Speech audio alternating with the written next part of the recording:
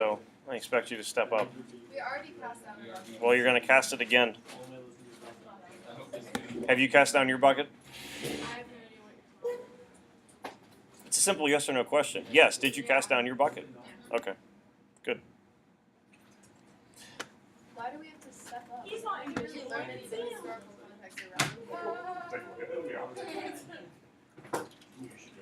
I saw so many people I went to elementary school with. Did CCAC have a stand?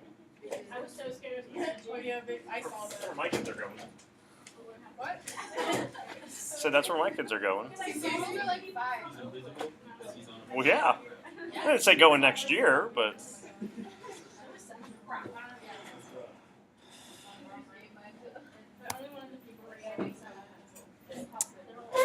Jenna, we have not had one successful playback of this video yet. So I tried to watch it yesterday, but the substitute wasn't so happy. Oh, that was horrible. That was so bad. That was so terrible. Where'd it go? Did you see that throw? That was so bad. did I not. tried not to stab you. Oh, it's sharp. And it's not going to happen today. So okay. No. Don't slip on that pencil. Please don't slip and fall on Bree's pencil. No, Kayla needs it. Can you interpret this? Sorry. Wait, can you come here for a second? All right. From a contemporary standpoint as to who he would align best with, I don't mean this in a writing style whatsoever. But if you're just looking at time frame, him and J.D. Salinger would be like contemporaries. Now, Holden Caulfield, Catching the Rye, Invisible Man, there's not going to be really much similarities. They both take place in New York. There you go. So writing style wise, there's not going to be anything going on that is going to probably connect the two. But so far as when they were born and alive and whatnot, that would be the closest of the folks that we've read. So March 1st, 1913, April 16th, 1994, eventually dies pancreatic cancer. The only novel of his that gets published in his lifetime is Invisible Man. He does have a second book that gets published after he dies in 1999, but he does have a host of other things written that he would be doing, essays, literary reviews, critiques, and things like that. He's known as a writer, he's known as a musician, classical and jazz, he's known as a sculptor, photographer, bless you, educator, teaches at Yale and Rutgers, NYU, Bard College, maybe you talk to those folks. So Jenna could take American literature with Professor Ellison and you could read Ralph Ellison's book in his own class and then ask those questions like, do you think the author meant to do this? And you could say, no, I did not. It's the time. Just making sure. Well, he's invisible. So he could still be here. With the book itself, and might have alluded to some of the stuff on Wednesday when we passed it out. On Google Classroom, usually I post like an audiobook to kind of go along with it. I did not post one because I couldn't find one that I really liked. So you can certainly look for some. If you do, look for some audiobooks, make sure you find Invisible Man, Ralph Ellison. Don't go H.G. Wells, The Invisible Man, because you'll get very confused very quickly since you'll have two different books. It's not science fiction, so we're not dealing with a guy who cannot be physically seen, but you're dealing with a character who doesn't feel like he truly has an authentic, genuine identity. He is nameless throughout the whole entire book. So the narrator is the main character, but it's never like, I truth, I'm here to tell you my story kind of thing. Name just never gets used. So when you read the prologue, which is that opening, quasi chapter, that's going to be the present day, which is roughly 1950 New York City. Then starting in chapter 1, it's going to go a flashback, roughly about 30 years ago, from the publication of the book, and it's going to work his way through. So he ends up being a main character. He's narrating his own events. It's not really a stream of consciousness the way that Holden Caulfield is. So he's a primary character, but he never uses his name. And so he's invisible in the sense that when they look at him, they don't see Duncan the way that Duncan wants to be seen. It's just however we wish to classify a stereotype. Certainly you're taking a look at struggle of African American male in the South and also in the North. But I wouldn't say it's simply a book that's taking a look at the issues between white and black. There's certainly some universal appeal, so could be class, could be gender, certainly race, and some other things that go along with it. I think I told you, but just to remind, remember the quiz that we do, the reading check quiz would be a quote quiz. Because you don't like those. So I'll give you, there'll be examples, it's all dialogue. So there would be statements, and then there'll be a word bank, like a character bank, and then you just match them up. 74. No, it'll be like 7 or 8 characters. Characters in that Oh, name. The narrator could be one. February 19th. Yep. Because you don't have school on the 18th with that President's Day, so that's that Tuesday that we come back after. Pardon? Mr. Washington and President Lincoln. Thumbs up. Ellison is the second of 3 children. His older brother dies in infancy before he's born. Then he has a younger brother that's 2 years younger than him. He's pretty much raised by his mother because his father dies when Ellison is only 3 years old. His father is a foreman on a construction site.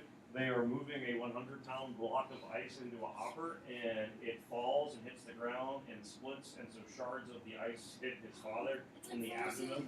Wait, for real? Yeah, for real. So he dies of internal injuries from it. So it's not a pleasant death, whatsoever. So it becomes his mother ends up raising him and his younger brother. She wants to move, born in Oklahoma City, she wants to move north because she thinks they'd be able to get better education and things like that, but just simply doesn't have the financial means to do so. His father, while not formally educated, big advocate with reading. Previous slide mentioned that his name's Ralph Waldo Ellison. He's named after Ralph Waldo Emerson. You remember Emerson was kind of like the mentor for Henry David Thoreau. That's where he was living, where he had his little Walden Pond experiment. Good. Been there, seen that, done that, moved on. One of the main things that Ellison's father likes about Emerson's writing and teachings and philosophy is that he focuses on self-reliance, so that you have to kind of bring yourself up and advocate for yourself and not depend upon other people to do it. And, so decides to go with Ralph Waldo. Which one we go? Where's Waldo? And we go, we don't know because he's invisible.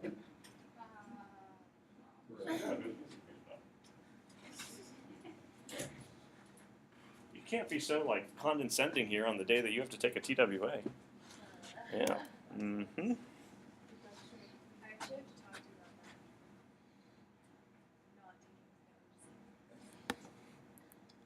Can't zoom.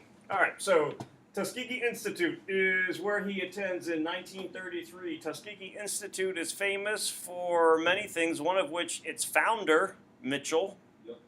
Who's the founder of Tuskegee Institute? It would be Stephen Hawking. I don't know, where is it? I don't see it. Oh, Ralph Ellison. Tuskegee. Mitchell. If I call Mrs. Nacarelli on the phone right now and I you go, went there. Mitchell said Stephen Hawking is the founder of Tuskegee Institute, she will not be happy. Wait. How am I supposed to know that? Oh, you went there. No, because Duncan said that. I think he went there. Ralph Yeah. Ellison, who couldn't be the founder. Oh, wait, so I'm supposed to know who the founder Booker T. Washington is the founder of Tuskegee Institute. Oh, that's the guy that wrote the articles we just read. He was a reformer in the 1900s. I'm wondering how much of it you actually read. Yup. Yeah. Yeah. It was Washington and Du Bois. Founder of the NAACP. Yeah. Guess who we'll be reading next week? I don't know. Washington. Booker T. And Du Bois. Tuskegee Institute is a all-black school that is founded in I forget the year, it's 1880s. Washington's born in 1856, he's around 30, like about 1885, 1886 or so. But he goes there to study music. He applies twice, he's denied the first time. He plays the trumpet, and they have an opening in the band for a trumpet player. So it's good timing for him as he went to the college fair and said, hey, I play trumpet. So they accepted him, and in he goes. It's not that it's a negative environment or experience for Ellison whatsoever, but it is a little bit of an awakening for him that he is leaving Oklahoma to go to Tuskegee. You're kind of expecting that you might not have to deal with like racism and bigotry and all those things as he's going into an all-black school.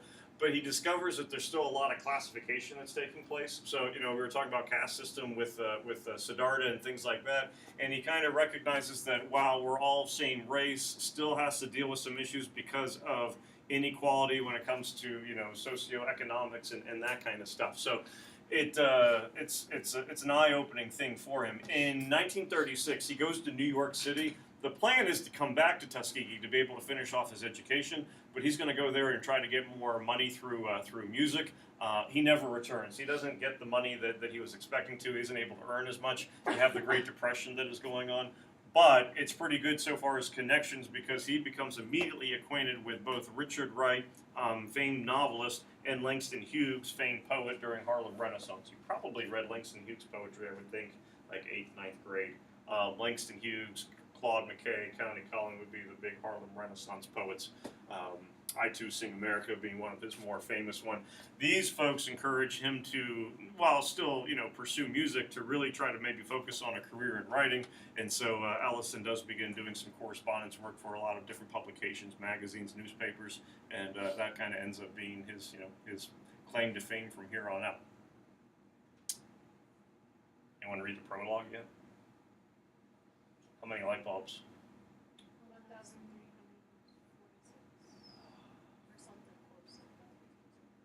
69, 1,369.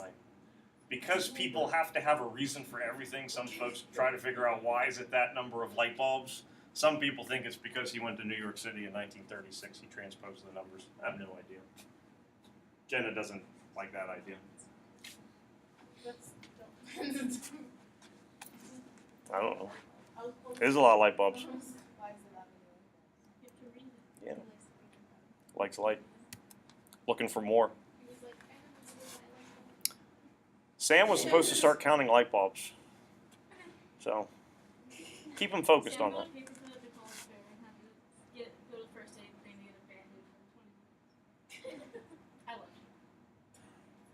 Or I would have left them a year. There's a lot of fish in the sea. I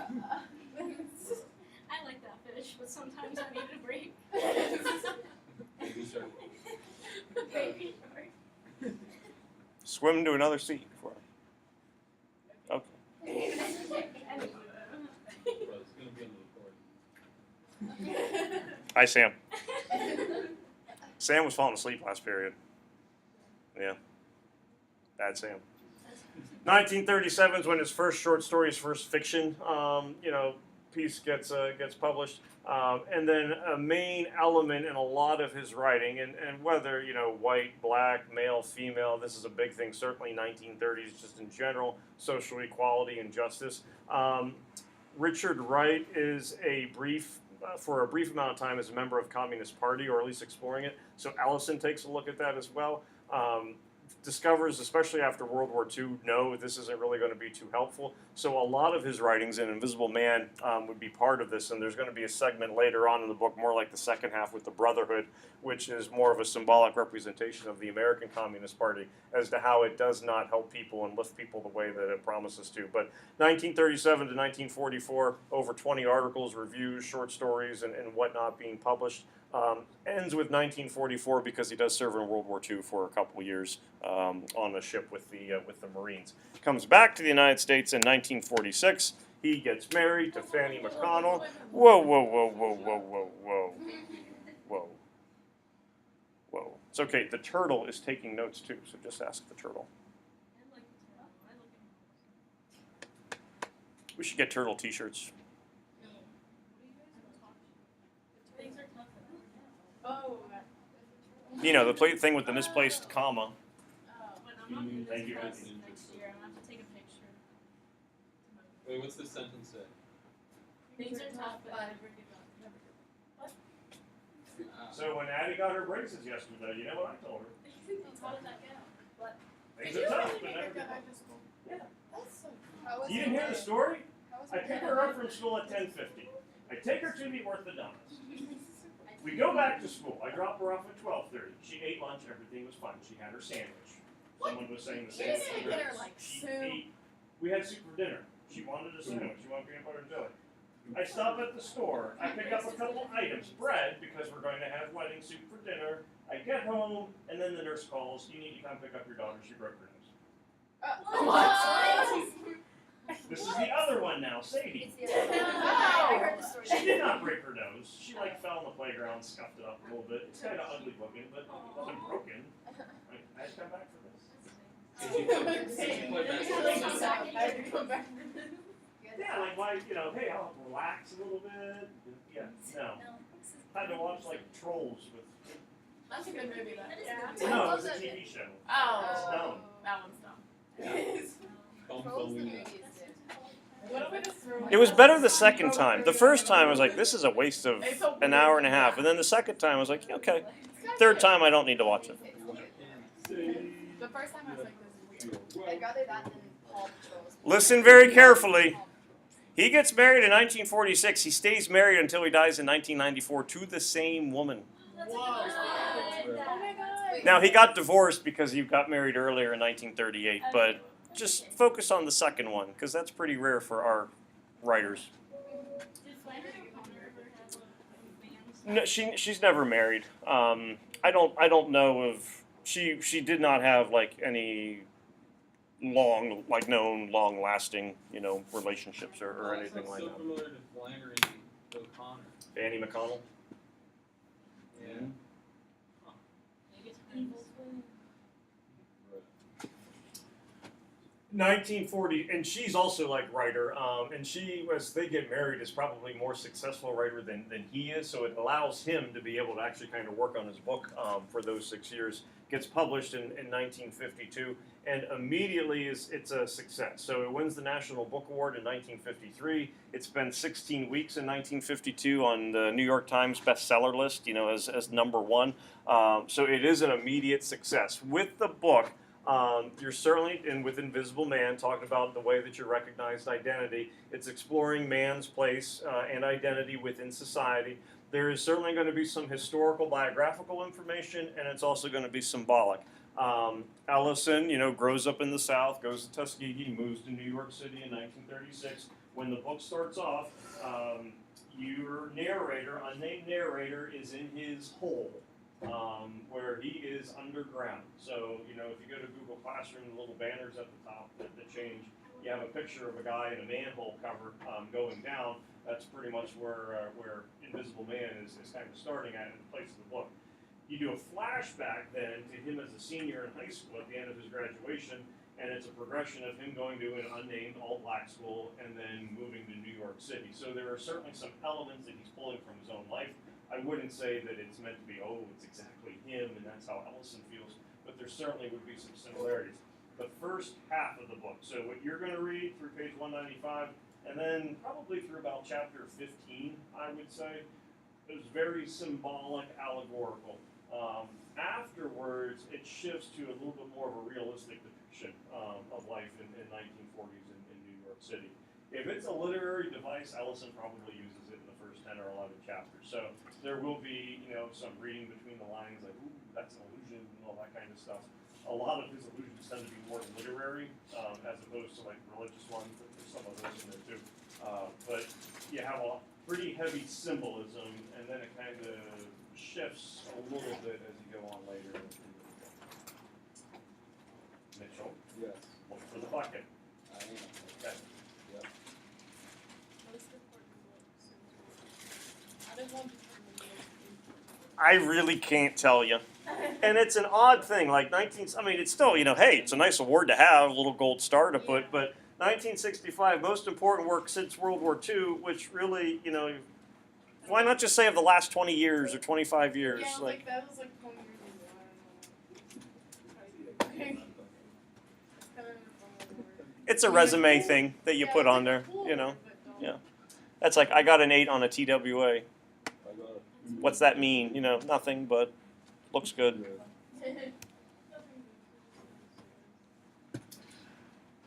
For Ellison, after publication of Invisible Man, New York Times bestseller, 1953 National Book of the Year award, boom, literary icon status. So it's immediate success. Doesn't mean filthy rich and all that kind of stuff, but he is certainly well recognized and well compensated.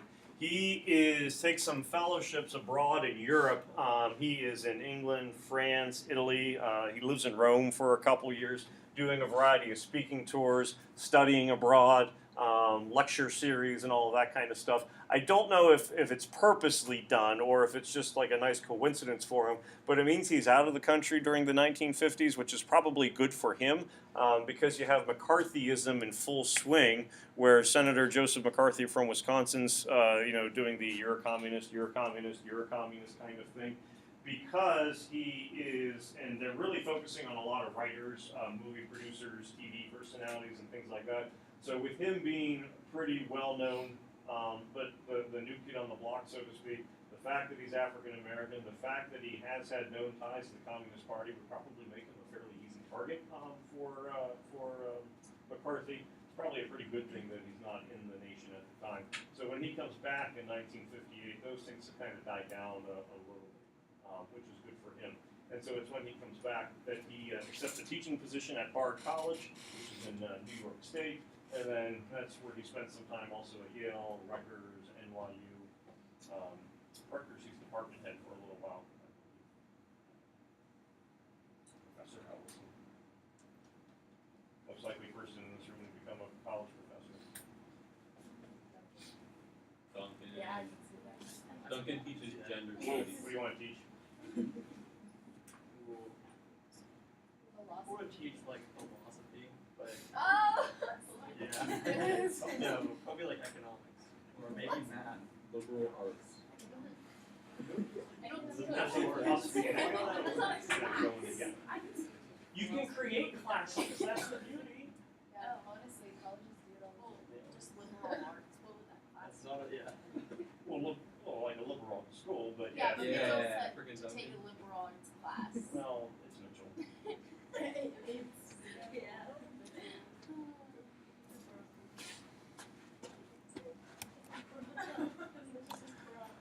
Duncan's gonna teach Broadway. If only they had Google Docs in 1967.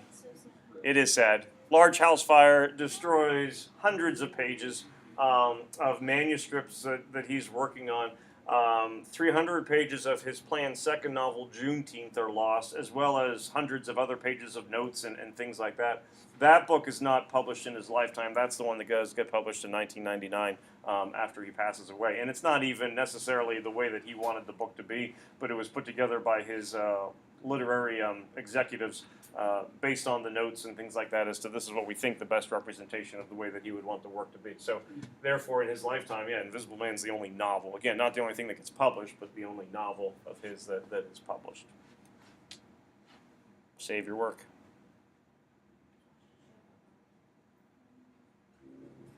It's going to happen when Google crashes. You know it's going to happen in our lifetime. We won't know what to do, when to do it. Our calendars will be lost. People live, as you get older, like you'll live by Google Calendar. No, I live by Apple Calendar. Yeah, Apple Calendar. Oh, Apple, yeah. I use Apple Calendar, but then I sync it with Google, because everything syncs better with Google Calendar for me. No. My family, we have our big Apple Calendar. We all have everything. That's how we do it. Yeah. Everybody No, puts just my phone. My mother is like all the time. Yes. 1994 is when he dies of cancer, pancreatic cancer, and I mentioned to you, accomplished as an educator, writer, sculptor, photographer, musician, probably most well known as American writer. If you, I'm sure Wikipedia would refer to him as American writer, maybe educator, number 2 on the list. Juneteenth then is published in 1999. Not that the book was going to be 2,000 plus pages, but 2,000 pages of work. So that could be revisions, notes, brainstorming ideas, and whatnot.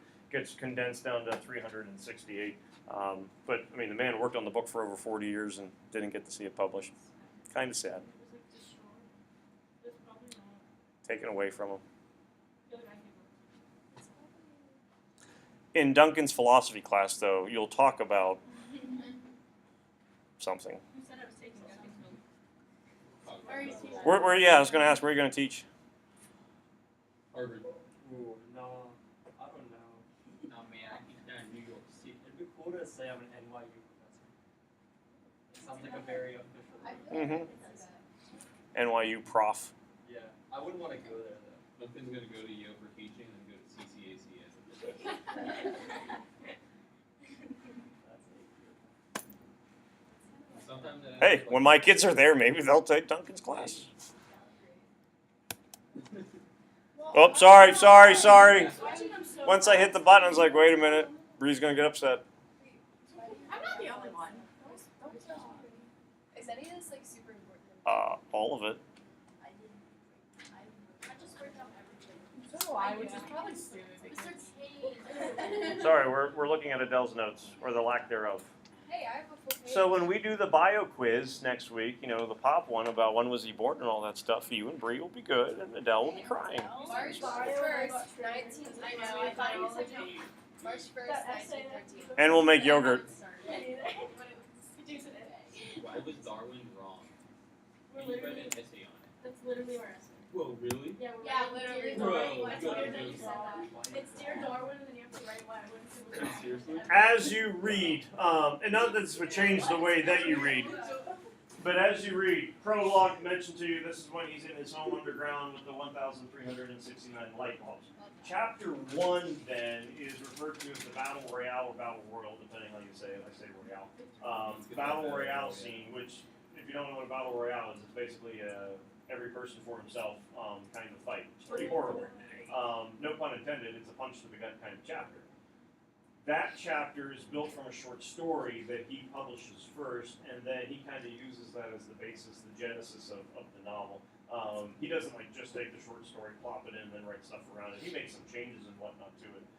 But it's a pretty brutal opening chapter, post-prologue, that you would read. I think you'll be able to follow along with what's going along with it, but it's still kind of an uncomfortable one. And then chapter 2 will be a different scene and one that's also pretty equally uncomfortable. Be for a good conversation starter. Want to talk about chapter 1? I think you'd rather talk about chapter 1 than chapter 2, to be honest. We'll see. What's chapter 2? Okay.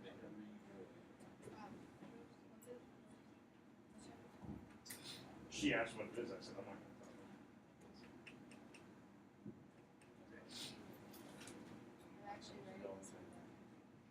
Big stuff. Is that all of them? No. Oh man, this is One more. this is a long note. Yeah, I think this might be the most. No. I think it is. Shorter ones. That's false. No, that is very I much a would say true this is the statement. long. Not from. I'd say it's one of the longest.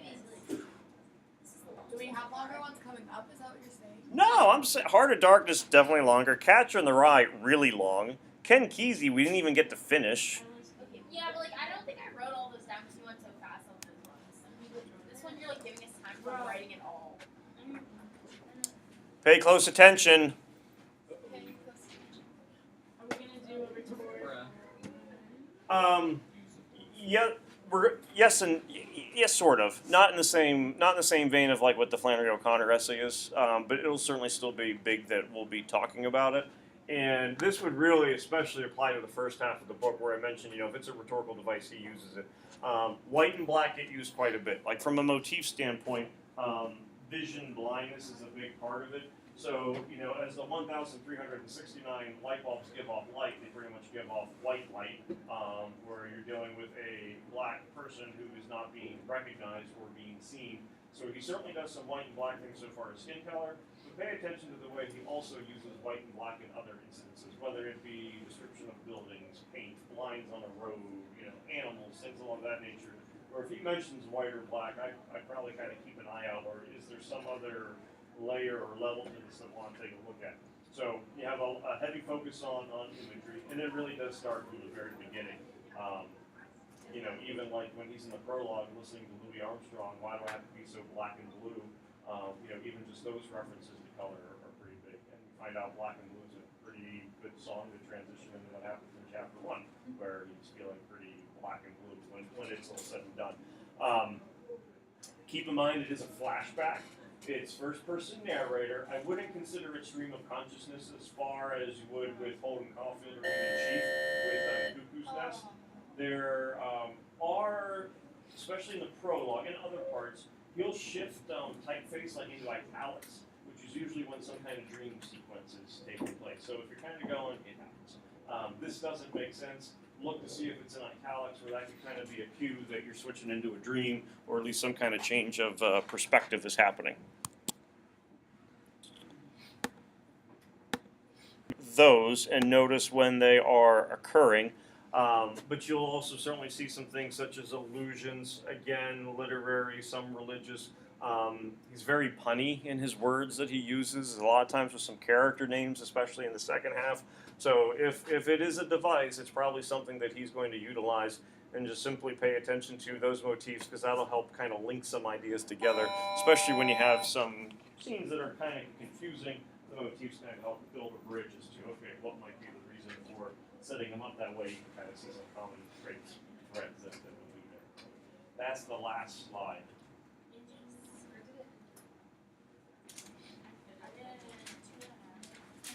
Pretty impressive.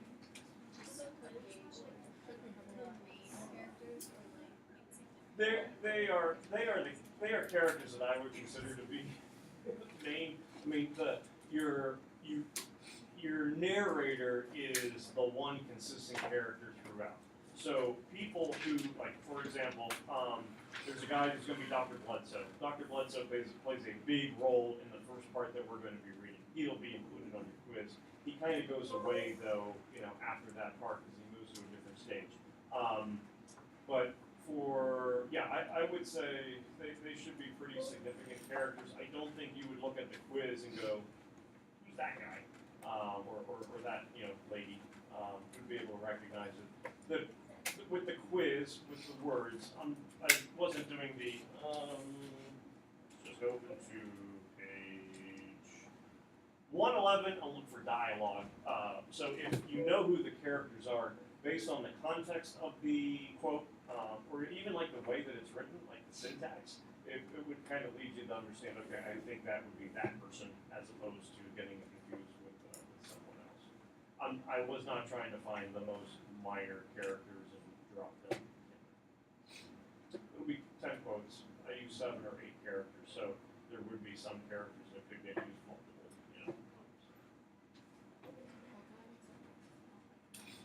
Yeah, I agree. We didn't say this class is painful, but that doesn't mean it's painless. I use that line on curriculum every year. Yeah. Did a lot of Well, it's kids? on their head. Did a lot of kids come up and talk to you? Jeff, you don't have to talk. Avery talk. Yeah, my mom told him that I say all good things, and he said that was a lie. I wasn't as busy as some other years. But I think most people probably scheduled before.